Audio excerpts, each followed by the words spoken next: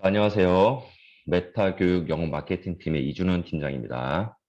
자, 오늘 이 팀장의 메타 수학 제대로 써보기 제1탄 이제 유튜브 그 콘텐츠 영상 이제 그 첫 번째 시간인데요.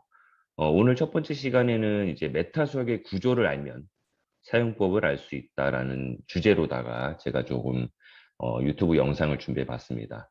자, 이 구조라는 거를 알면 사용법을 알 수 있다라는 뜻은 뭐냐면요. 메타 수학을 처음에 접하신 분들이 저희가 이제 유저 인터페이스를 보다 쉽게 저희가 구현을 했음에도 불구하고 대부분의 사용자분들께서 그래도 좀 복잡해 하세요. 그래서 이 메타적의 구조를 좀 이번 시간에 조금 알려드리면 기능을 이제 그 파악하기 이전에 메타적의 전반적인 어떤 흐름, 그다음에 뭐 메뉴 배치, 그리고 뭐 어떤 게시판이 어떤 목적이 있는지 등등 이런 구조를 알게 되면은 메타적의 거의 50%를 알 수 있다라고 조금 표현을 해드릴 수 있을 것 같아요. 그래서 이번 시간에는 메타적 제대로 써보기 1탄 요 구조를 한번 설명을 드리는 걸로 시작을 한번 해보겠습니다.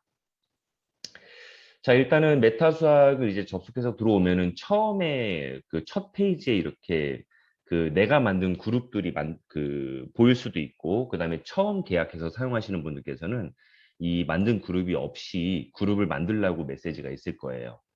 그룹은 반입니다, 반. 반을 개설하고 이 반에다가 학생들을 집어넣고 이제 배치를 해서 반별로 학생별로 관리가 들어가는데 반을 이제 만들었을 때랑 안 만들었을 때랑 굉장한 차이가 있습니다. 어떤 차이냐면요. 일단은 전체 학생 수가 여기 19명이 등록이 되어 있는데요. 신규로 가입하는 애들은 이제 그 학생 수가 늘겠죠. 근데 이 19명은 일단은 이 19명을 제가 일단은 반에다가 배치를 해 놓은 거예요, 이미. 해 놓은 건데 신규로 정규 학생을 한 5명을 이제 가입을 시키면 그 학생들은 반에 배치가 안 된 상태로 미배정의 5명으로 늘어날 겁니다. 그러면 반에 배치되어 있는 학생들과 미배정으로 빨간색으로 떠 있는 애들은 어떤 차이점이 있느냐? 바로 이 반에 배치되어 있는 애들은 문제지 현황과 성취도 현황을 파악할 수가 있어요. 반면에 미배정으로 그 아직 반에 배정이 안 된 애들은 이 현황판에 학습 이력이 포함되질 않습니다. 그래서 예를 들면 8월 달 걸로 딱 보게 되면 굉장한 이제 많은 데이터들이 이렇게 뜨는데요. 반별 현황을 딱 누르게 되면은 이 5명의 학생들이 공통으로 사용하고 있는 교재의 성취도도 반영이 될 것이고, 그 다음에 이 공통 교재의 채점 입력 버튼, 교재 매칭 문제지 만들기, 그 다음에 단원을 하나 선택했을 때 이 대단원 안에 중단원 2개에 대한 반성취도, 반평균 성취도와 메타 수학의 전국 평균을 비교할 수 있는 이런 자료가 성취도 현황이 다 나오는데 그룹에 포함되어 있지 않는 애들은 이 성취도가 반영이 안 된다는 사실을 첫 번째 알고 계셔야 됩니다. 자, 지금 좀 전에 보신 거는 이제 반별 상세 현황인데 학생별 현황을 이제 별도로 눌러보면은 좌측에 학생들 5명이 있죠. 이 학생들 5명의 개개인별의 종합 성취도와 문항수 현황, 그리고 이 학생이 진도를 나간 단원, 지금 대단원이 보이지만 대단원, 중단원, 소단원으로 세분화시켜서 조금 더 풀어서 볼 수도 있어요. 사용자분께서는. 그래서 이 중메타 1학생이 어느 단원을 나감에 있어서 문항수를 몇 문항 받았고 그중에 정답수가 몇 개인지 이 단원에 대한 성취도가 몇 프로인지 메타수학의 전국 평균은 그럼 몇 프로인지 이렇게 볼 수가 있는데 그룹에 배치되지 않는 학생들은 저거를 못 봅니다. 네, 이해되시죠?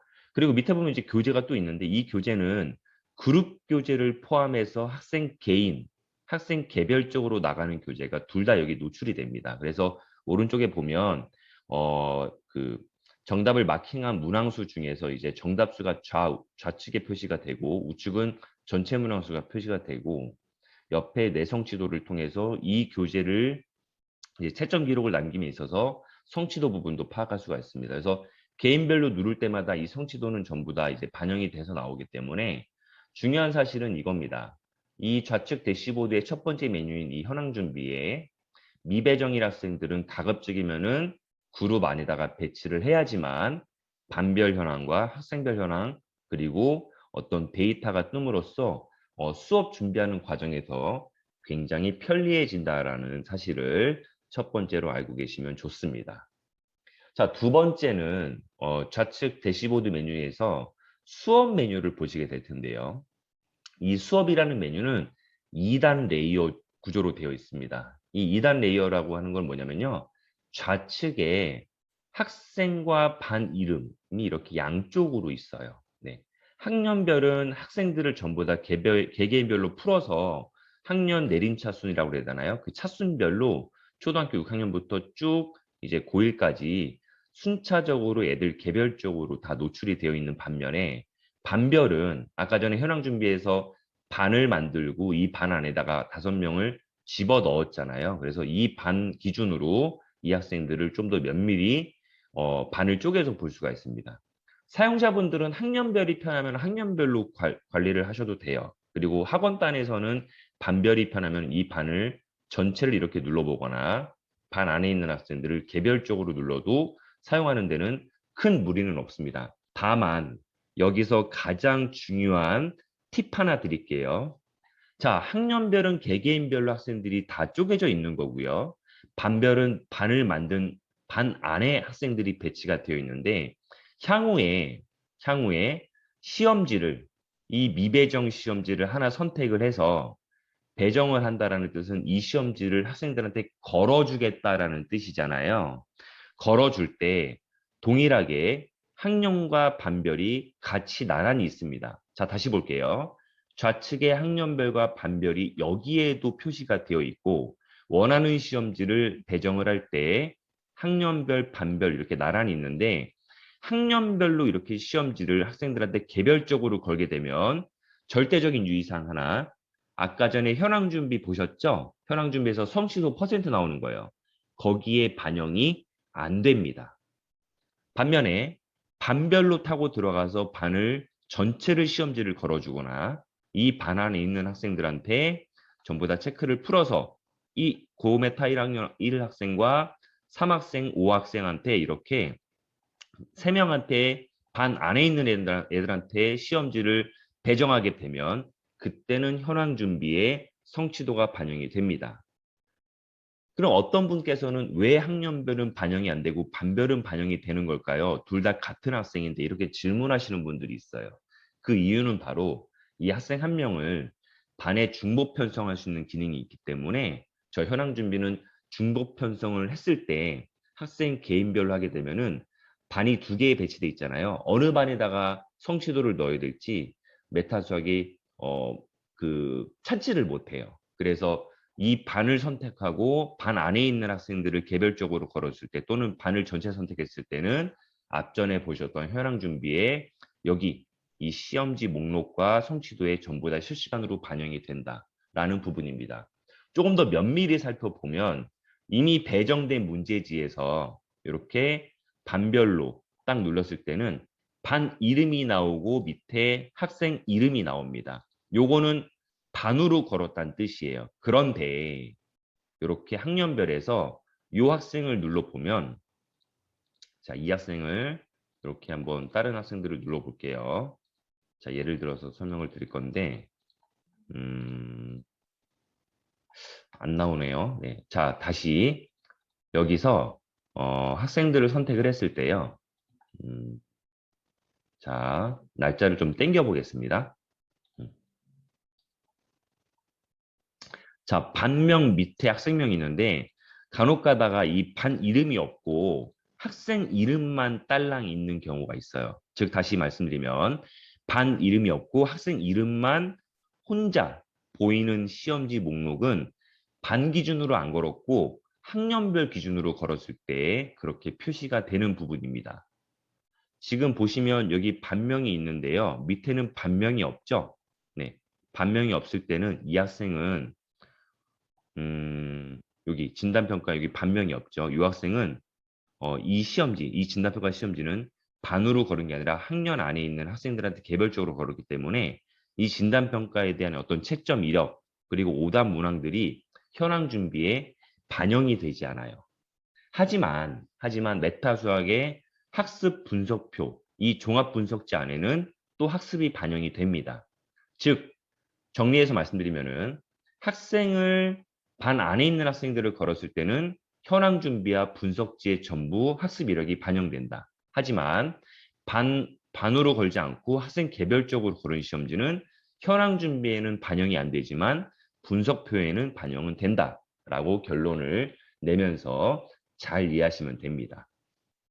자, 그리고 세 번째는 뭐냐면요. 세 번째는 이제 좌측에 학생과 반이 있는데 문제지 만들기라는 이 버튼을 사용할 때 모든 사용자분들이 여기서 시험지를 만드는 아이디를 타고 들어가실 거예요.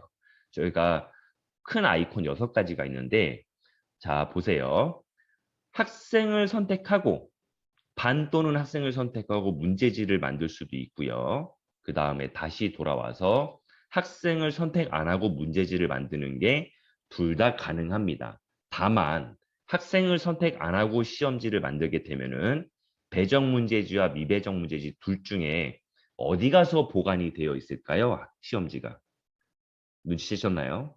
자, 학생을 선택하지 않고 문제지를 만들면 미배정 문제지에 한 장의 시험지 또는 회차별로 나누는 시험지가 잘 보관이 되어 있습니다. 그 시험지를 원하는 시험지를 차후에 이렇게 선택을 함으로써 오른쪽 하단에 버튼이 활성화되는데요. 인쇄 또는 배정을 할 수가 있기 때문에 이쪽에 보관되어 있는 시험지는 추후에 학생들한테 배정할 수 있는 시험지로 보관 처리가 됩니다. 그런데 학생을 선택하고 문제지를 만들게 되면요. 이쪽으로 저장이 되는 게 아니라 배정 문제지에 다이렉트로 이렇게 5명께 학생 이름이 찍히면서 동시에 시험지가 저장이 됩니다. 즉 배정이 된 채로 이미 배정 문제지로 넘어오는 방식이죠. 그래서 이 구조를 잘 알고 계시면 되세요. 내가 시험지를 먼저 만들고 나중에 공통시험지를 인쇄해서 애들 이름이 찍히지 않은 시험지로 그냥 다 복사해서 나중에 배정하고 싶다 그럴 때는 학생을 선택하지 말고 문제지를 만드셔야 되고요. 반대로 학생을 선택한 다음에 기능을 써서 문제지를 만들게 되면 배정 문제지로 다이렉트로 이렇게 시험지가 걸리기 때문에 바로 그 즉시 인쇄 및 채점을 또 실행할 수도 있습니다. 이 구조를 잘 알고 계시면 좋아요. 이해되시죠? 자, 그리고 네 번째 구조는 뭐냐면요. 바로 굉장히 이제 중요한 구조인데 이 수업이라는 메뉴는 원장님께서도 타고 들어올 수 있고요. 그 다음에 강사, 이제 A 강사, B 강사가 이렇게 본인의 아이디를 받아서 이 수업 메뉴를 사용하시게 될 겁니다. 그럼 메타 수학의 이 수업 구조는 어떻게 되어 있냐면요. 이 이준원 수학교실 선생님께서 만든 시험지가 이렇게 보이는데 미배정 문제지에 있는 이 보관되어 있는 시험지는 학원의 다른 강사분들이 볼 수 있을까요? 없을까요? 네, 볼 수 없습니다. 즉, 만든 사람의 시험지 게시판에 해당이 돼요. 하지만 원자님께서 갖고 계시는 관리자 아이디로는 모든 선생님의 출제자 이름이 다 뜨고 본인은 유일하게 다른 선생님께서 만든 시험지를 다 볼 수 있습니다. 원장님 아이디로는 다 볼 수 있지만 원장님께서도 본인이 강사 아이디를 하나 만들어서 쓰고 있다면은 내 강사 아이디로는 다른 강사의 시험지를 볼 수 없는 구조가 이 미배정 문제지와 배정 문제지가 둘 다 그렇게 적용이 됩니다. 자, 그럼 두 번째로 한번 살펴볼까요? 이 반을 내가 만든 반인데 내 반 보기를 딱 체크하면은 이 반이 3개 반이 내가 만든 반이잖아요. 강사인 내가. 반을 체크를 풀면 1개 반이 더 나오는데 다른 강사의 반도 보입니다.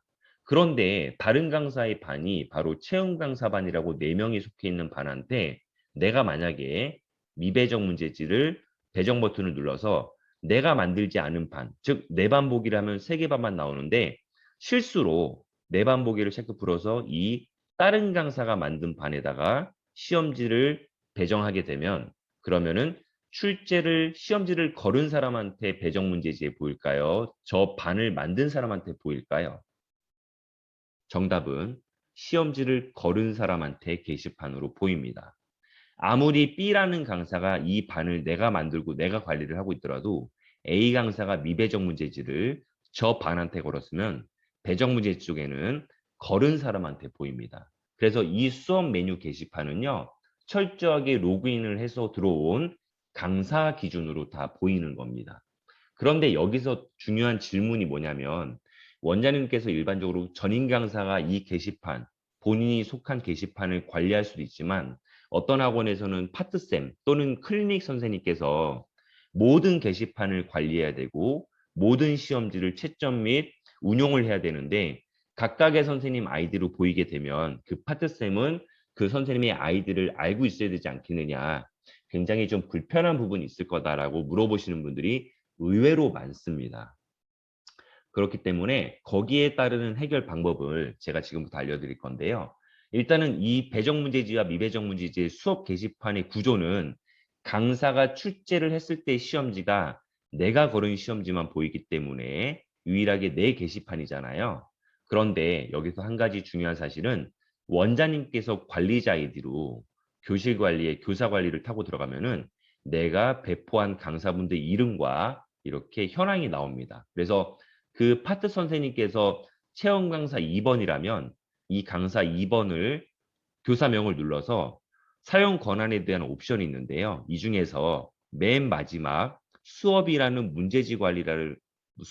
체크박스를 체크하게 되면은 이 체험 강사 이 체험 강사라는 이 선생님께서는 미배정과 배정에 있는 시험지를 모두 컨트롤할 수 있게 됩니다. 즉 시험지가 다 보인다는 뜻이죠.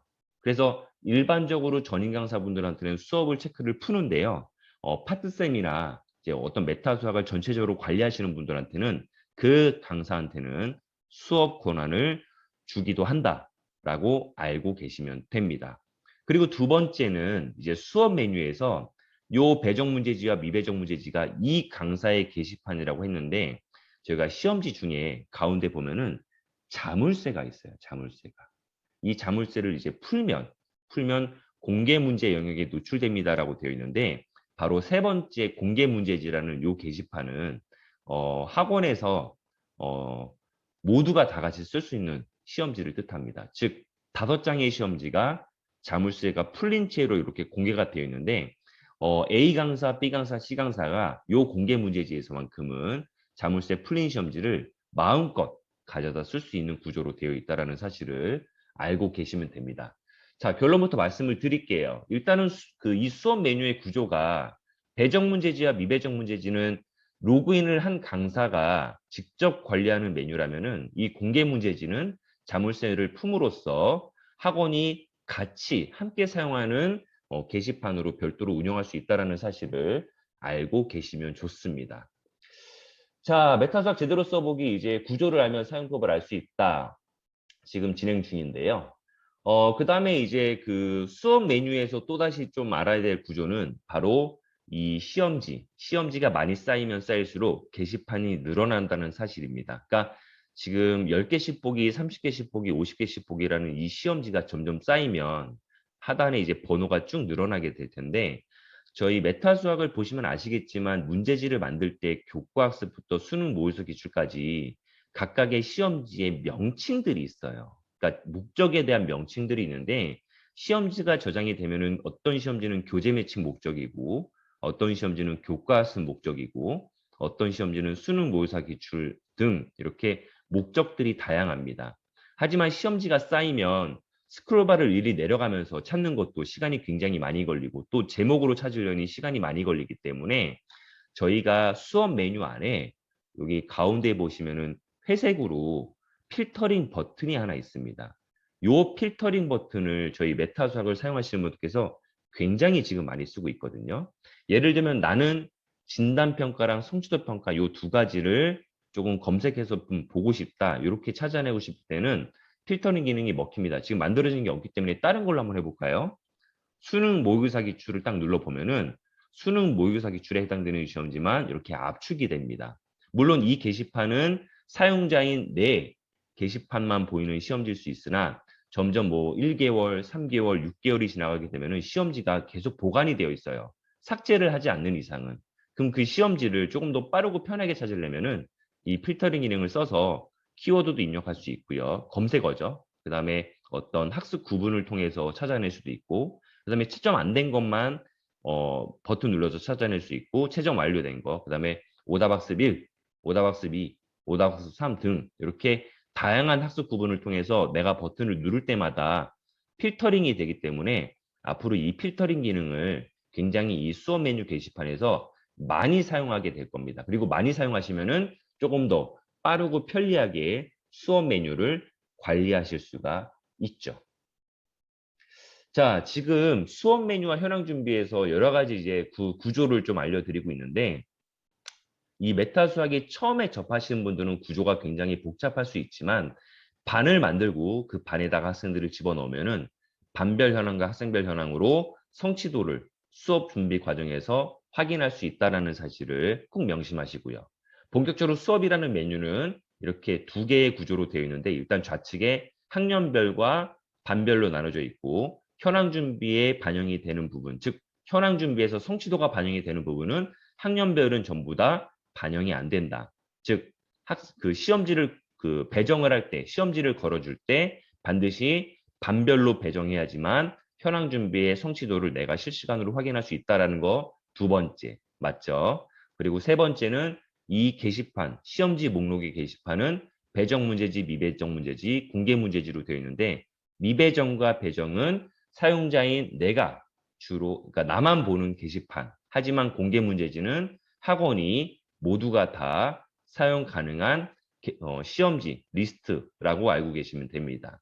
하지만 원장님께서 교실 관리에서 강사한테 권한을 부여해 줬더라면 이 수업 권한을 갖고 계시는 분들은 모든 게시판의 시험지를 다 볼 수 있다. 원장님 포함해서 이렇게 구조를 잘 알고 계시면 좋습니다.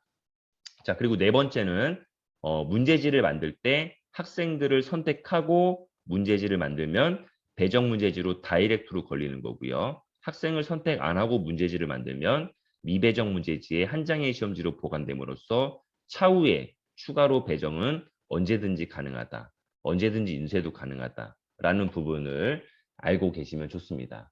자, 오늘 한 총 네 가지 정도의 어떤 그 구조를 알려드렸는데, 이 구조를 기반으로 향후에 이제 저희 유튜브 영상 콘텐츠 하나하나 교과학습부터 수능 모의사 기출까지 기능에 대한, 즉 메뉴에 대한 부분을 조금 더 디테일하게 다룰 생각이니까요. 오늘 첫 번째 시간 메타 수학의 구조를 알면 사용법을 알 수 있다.